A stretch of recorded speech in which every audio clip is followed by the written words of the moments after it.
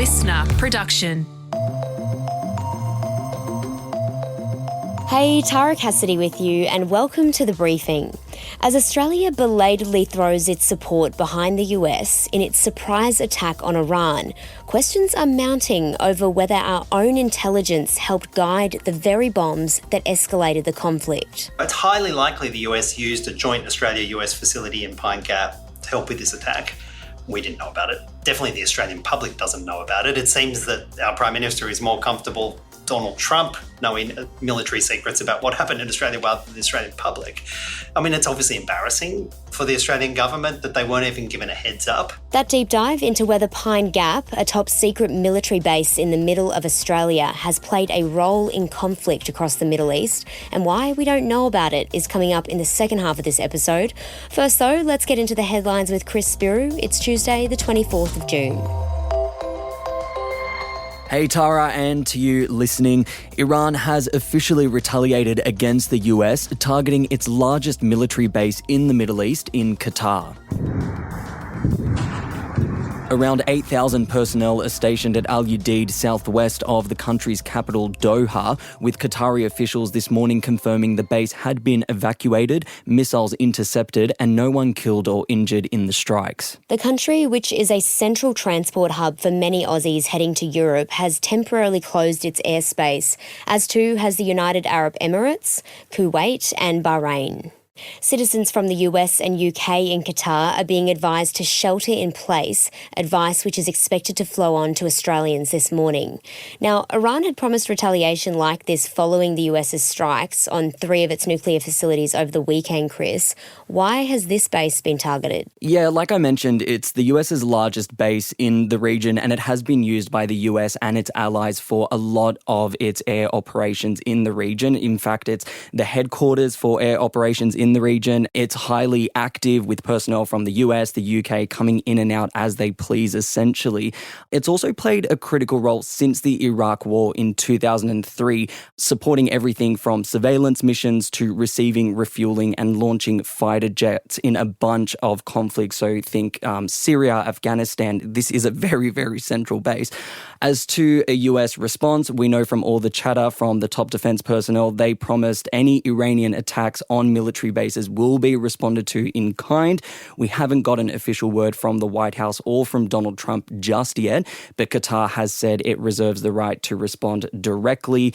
Iran's also come out with a few statements. Its national security has said that this was not an act of aggression against their friendly and brotherly neighbour, Qatar, rather a show of strength to the US. Yeah, and just very briefly, rockets and missiles are still being fired between Israel and Iran this morning. The airspace over Israel, which had reopened briefly, is now closed again, and that's cancelled and delayed Aussie repatriation flights again. A Queensland mother accused of torturing her baby girl for social media fame and money has had her case delayed due to large amounts of medical evidence and pending DNA test results. The 34-year-old influencer from the Sunshine Coast was arrested in January this year and charged with various offences, including administering poison with intent to harm, torture, fraud, and making child exploitation material. Police allege the woman would post on social media claiming her child was suffering from a terminal illness, but was instead drugging the 1-year-old, causing her immense distress and pain. The mother's accused of doing so to boost her social media following and to raise funds via GoFundMe, which totaled over $60,000 and has since been refunded. Now, the case was mentioned in a Brisbane court yesterday and was adjourned so that the woman's lawyers could review a large amount of medical evidence that's been submitted and citing that they need to bring in medical experts to assist. The woman's defence team told the court it was still waiting on DNA testing results of a pill taken from a hospital as well. The matter was adjourned until early August. Aussies are spending up big on extravagant and unnecessary medical procedures, according to the healthcare watchdog, and using their super to pay for it. In 2023 to 2024 alone, Aussies spent $1 billion of their super for medical procedures, more than half related to dental. And the $1 billion price tag is an increase of hundreds of millions in just a few short years, Chris. Yeah, the super scheme allows Aussies to request portions of their super be released for compassionate reasons reasons like paying for life-threatening, painful, debilitating or other essential treatments, which the ATO approves. But there's evidence the scheme, which has surged in popularity over the last 5 years, is instead being used for treatments like nose jobs, cosmetic dental and tummy tucks, with no system currently in place to verify how the money is spent. Yeah, and after receiving more than a dozen super-related complaints in the last year, the Australian Healthcare Practitioners Regulatory Agency now says it's putting doctors and dentists rorting the system on notice. Okay. It says it is cracking down on any that pressure patients to access this scheme to try and pay for these types of procedures, or that aren't actually informing their patients of more affordable options of care or how they can access them. So very interesting. Yeah, and all I will say is, have you been to the dentist in the last 12 months? Things are so expensive, and there was a hot minute where my private insurance had lapsed and I didn't have it, and paying full price out of pocket on dental, is horrendous. So, I mean, I don't agree with skirting the rules, but I see why we're doing it. Australia's e-safety commissioner is today urging the government to include YouTube as part of its world-first social media ban. Starting in December this year, kids under the age of 16 will be banned from accessing social media platforms like TikTok, Snapchat and Instagram. And while YouTube was initially on the list, it managed to get a carve-out. And that was after its chief exec personally lobbied the communications minister at the time, Michelle Rowland, who later came out to say that the platform helps young people access educational and health support. Yeah, and in new advice to the current Communications Minister, Annika Wells, the e-safety commissioner, Inman Grant, says the exemption is inconsistent with the government's obligation to reduce the harm caused by social media. And she says there's insufficient evidence to show YouTube mostly provides beneficial experiences for kids under 16.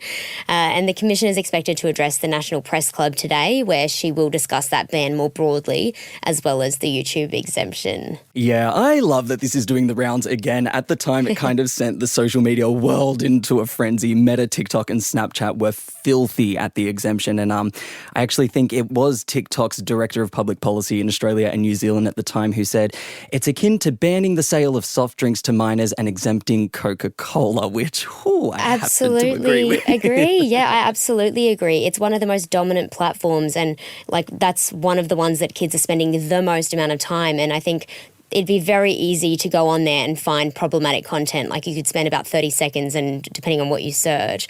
But nonetheless, I think there's also just the proof behind the amount of screen time. So I think that, yeah, sure, it's about the content, but it's also just the amount of time that kids are spending on screens and on YouTube that's playing into this. And if that song doesn't send a shiver down your spine, this will, with the final season of Netflix's most successful series ever set to launch this week. On June 27, the highly anticipated Season 3 of Squid Games will be aired, Chris, which is writer and director, now Emmy Award winner, Hwang Sung-hyuk, says will be the last for the hit show. The South Korean dystopian survival thriller has attracted a record 600 million views across both seasons, with the first breaking a record for the streaming platform. It got a mammoth 1.65 billion, yes, billion viewing hours, more than any other show ever, even more than Stranger Things, which was another huge international success for Netflix. So grab your popcorn and get ready for June 27, because all 6 eps of Squid Game Season 3 will be dropped at once. I am so excited. I cannot wait. I absolutely love Squid Games, and I should add, though, that this has said they didn't actually provide any info about which time zone they're talking about June 27. So dependent, we don't know US, Korean dates or times, but it just said depending on where you live, but nonetheless it'll be hitting our screens this week. So wait and watch. Yeah, I will just be doing the first of that. I'll just be waiting. I have never fallen down the Squid Games hole, and that's because I have this defiance thing. I just don't want to jump on anyone's bandwagon when it comes to Netflix shows, but I hear I am missing out. You really need to watch it. Honestly, for someone who I cannot stand dubbing on series, like when I just can't stand dubs, I persevered and I pushed through, and it was still one of the best series ever that I've watched. Oh, excellent, which was my next question. Do I have to watch it with subtitles or do I do it with dubbing? Maybe I'll watch the trailer. Anyway, that brings our headlines to a close for today. Coming up next is Tash Belling's deep dive, looking into what Australia knew about the US strikes on Iran and whether we played a role through our joint military venture in the middle of the Australian desert. Stick around, that deep dive into Pine Gap is coming up next.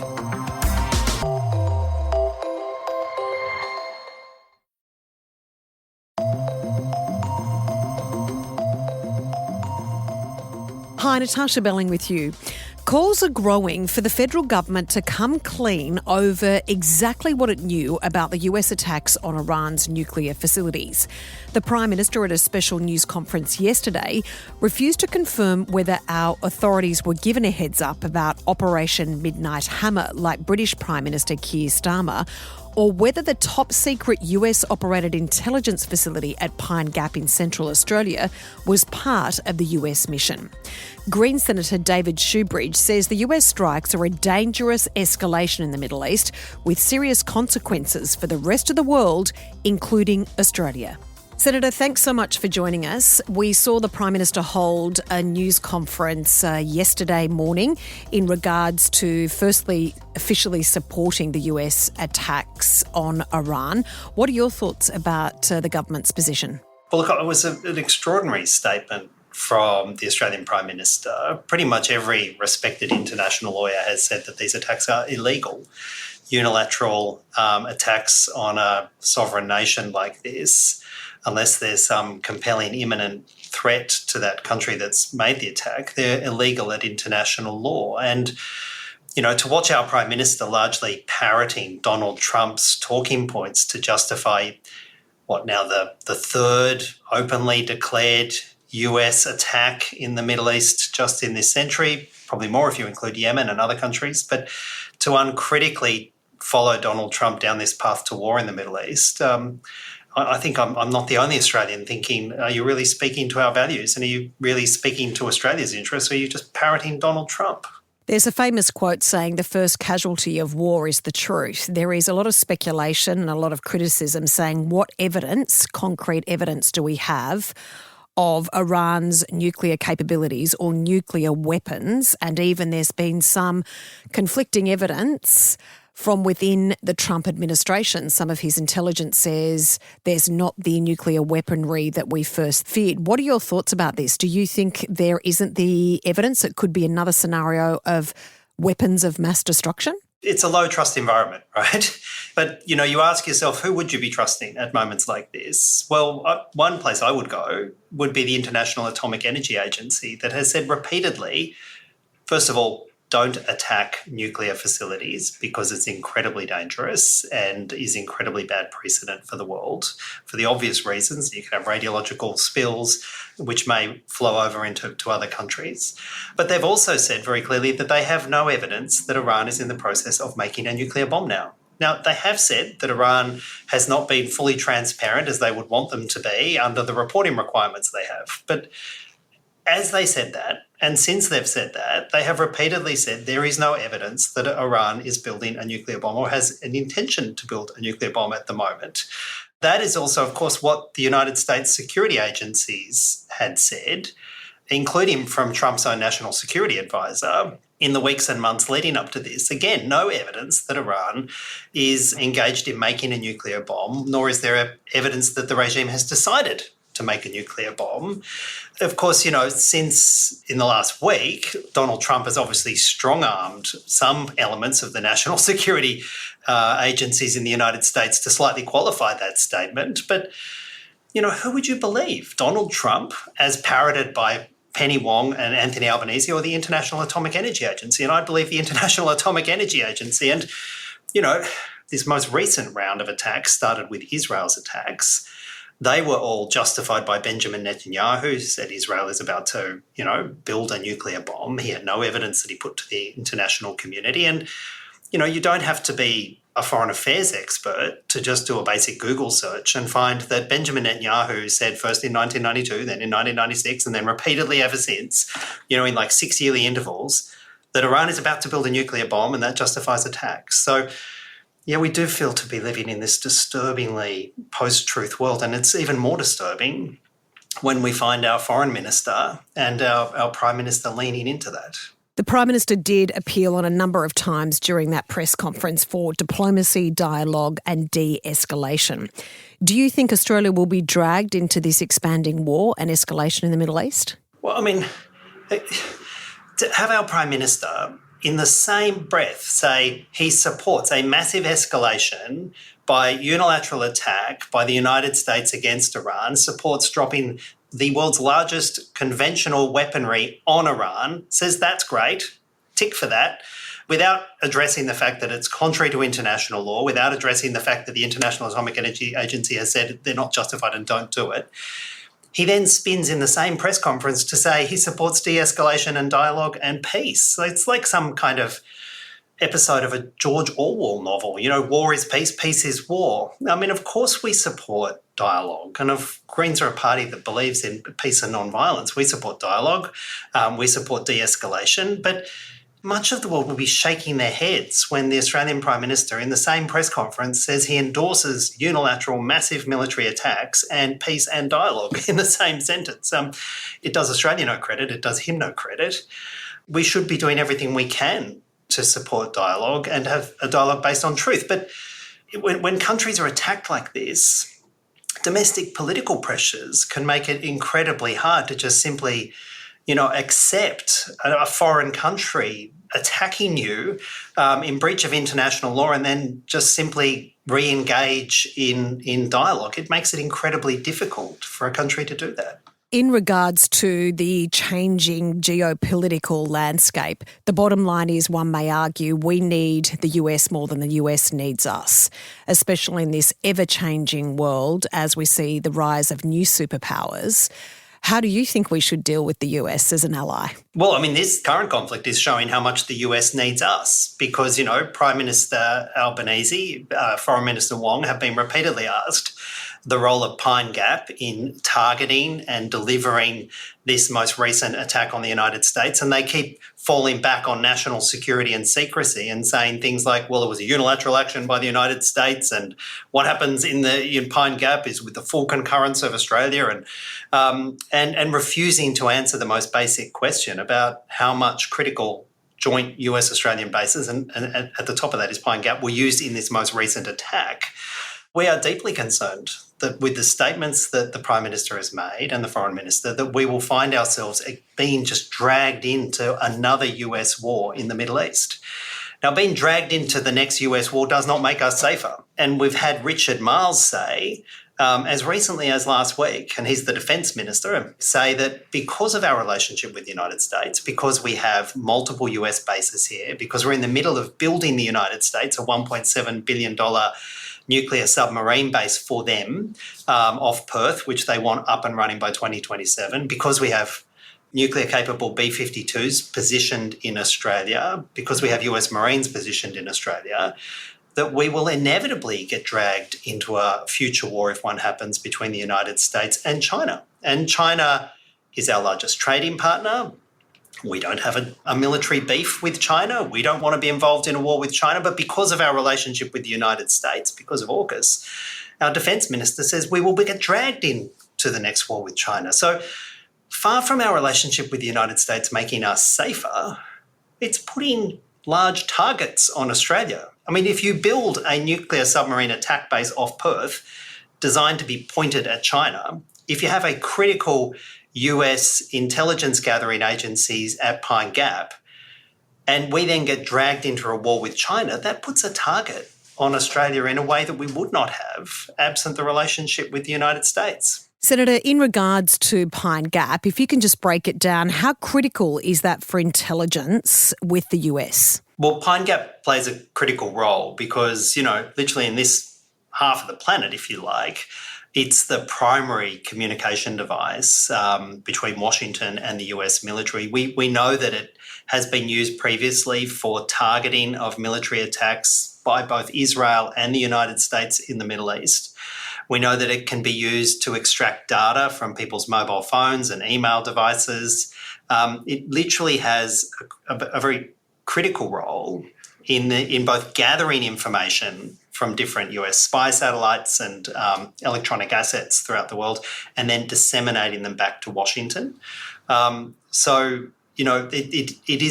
is an asset that the United States highly prizes. And for that reason, because it's a joint facility, it should give Australia some kind of diplomatic pressure at moments like this, but obviously not if the government is refusing to in any way exercise that pressure. How does this play out for our Prime Minister and our future alliance with the US right now? We know the Prime Minister has been unable at this stage, because of obviously recent developments, to get a face-to-face meeting with Mr Trump on a number of issues, including our future military alliance, our defence partnership, and also the tariff disaster and the tariff turmoil.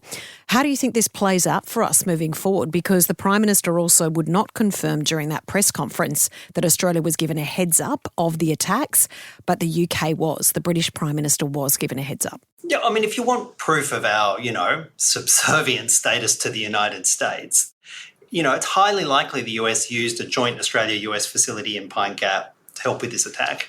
We didn't know about it. Definitely the Australian public doesn't know about it. It seems that our Prime Minister is more comfortable Donald Trump knowing military secrets about what happened in Australia rather than the Australian public. I mean, it's obviously embarrassing for the Australian government that they weren't even given a heads up. This idea we have from our, at least the Canberra establishment has, that we're incredibly central to the United States thinking. Well, I think the United States likes having all these bases in Australia. They like the fact that we're building them a submarine base in Perth. That's great. They like the fact that they have Pine Gap. They like the fact they can put their B-52s here. They like the fact they can fly their B-2 bombers over here and refuel them. They like having their Marines ready to go in Darwin. They like all of that. But then they don't see this as a relationship of equals. They want to have dominance over our foreign policy decisions, over our defence deployments. I mean, that's how they see us. It's very much a bit player who they get to sort of direct around. And right now, Donald Trump also has Anthony Albanese over a barrel because he's in the process of reviewing the AUKUS arrangement. Now, I'm one of those millions of Australians who would love Donald Trump to cancel AUKUS for the US's own reasons, and we probably haven't got time to unpack that entirely here. But from Anthony Albanese's point of view, and Penny Wong's and Richard Marles, they are desperate for political reasons, narrow political reasons, to keep AUKUS on track so that they don't have a political loss in their eyes. And that also, I think, partly explains why their statements have been so supine, so absolutely refusing to be critical of Donald Trump, and have taken us so far from a principled foreign policy stance and adopting a position that is clearly contrary to international law. Donald Trump has us over a barrel on AUKUS, and he has us over a barrel because both Labor and the Coalition have put us on that barrel by taking us down the AUKUS path in the first place. We appreciate your time. Thank you very much. Thanks, Natarsha. And that's it for this episode of The Briefing. I'll be back in your feeds this afternoon with another edition, and Chris and Tara will be back with you tomorrow morning. Catch you then.